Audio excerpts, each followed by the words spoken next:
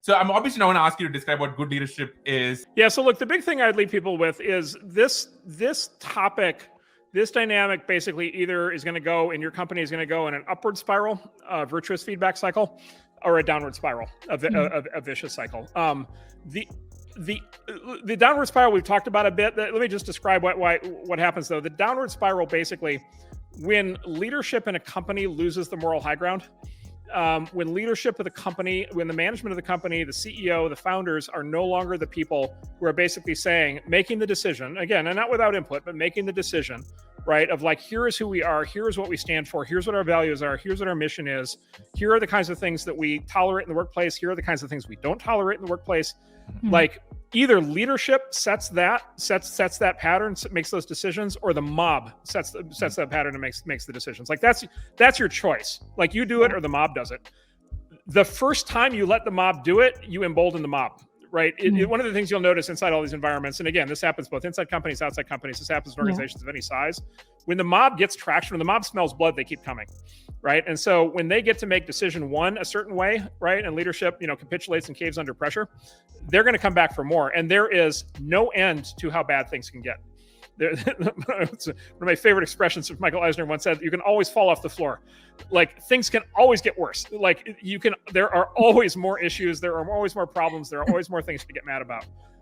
And so what a lot of companies are experiencing right now is they're in this downward spiral, right? And you can tell what happens, right? Which is they have the instincts that you described. They want everybody to get along. They want everybody to feel included. They want this, they want that. And they capitulate, and they capitulate 4 times, 5 times, 6 times. And what happens is the mob is stronger than ever, right? Because now you're weak, and they know that they can take you. And so that's the downward spiral. There is another spiral. It's the upward spiral.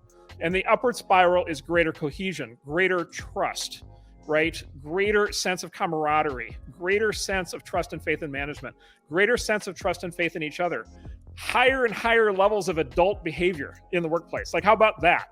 Like, people act more responsible over time, not less responsible over time. How about this? You become a better and better place to work, right? You become a place where employees are developing their careers more and more. You're developing a place where management is getting better and better all the time, right? And you're in an upward spiral to higher and higher levels, right, of capability and execution. And by the way, feeling and warmth, right, in the environment, and trust in the environment. And so that's the choice. To brand new companies, I think there's a very simple message, right? I have a very simple message for brand new companies, which is a lot of the companies of the last 20 years that have preceded you are in the downward spiral. Like, the downward spiral is a big problem across a lot of the industry right now. There is a lot of low-hanging fruit on the ground right now, which is to basically not have your company be all screwed up. And to basically have a company that's in the upward spiral and not the downward spiral. And so each new entrepreneur has a choice on this.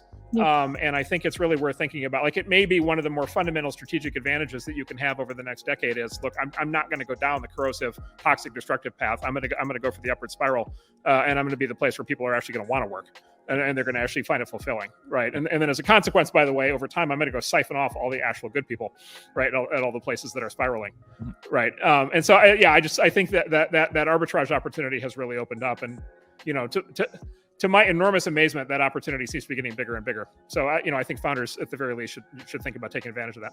Confidence in management is a plus for employees, not a minus. Employees want to be confident in management. They want strong leadership.